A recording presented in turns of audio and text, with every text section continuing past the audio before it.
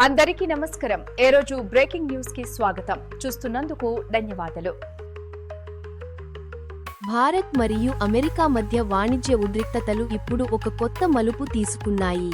American ప్రభుత్వం భారతీయ వస్తువులపై 50% వరకు సుంకాలను విధించి ఒక పెద్ద చర్య తీసుకుంది.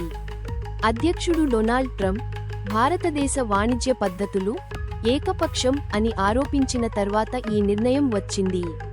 ఈ వీడియోలో ఈ సుంకం యొక్క ప్రభావం భారత ఆర్థిక వ్యవస్థపై ఎలా ఉంటుందో మరియు భారత ప్రభుత్వం ఈ సవాలును ఎలా ఎదుర్కొంటోందో మేము మీకు వివరిస్తాము.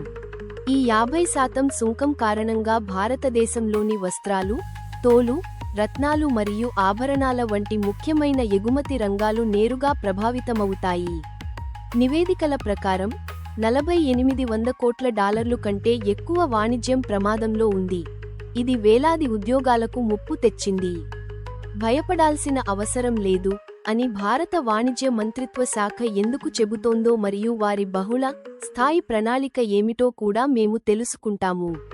భారతదేశం కొత్త మార్కెట్లను అన్వేషిస్తుందా లేదా దేశీయ వినియోగాన్ని పెంచడానికి జీఎస్టీలో మార్పులు చేస్తుందా? వీడియోలో వాణిజ్య మంత్రి పీయూష్ గోయల్ యొక్క ప్రకటనను కూడా మేము విశ్లేషిస్తాము. అందులో ఆయన నవంబర్ నాటికి అమెరికాతో ద్వైపాక్షిక వాణిజ్య ఒప్పందం కుదురుతుందని ఆశాభావం వ్యక్తం చేశారు. రెండు దేశాలు ఈ వాణిజ్య ప్రతిష్టంభనను పరిష్కరించగలవా లేదా అది పూర్తిస్థాయి వాణిజ్య యుద్ధంగా మారుతుందా?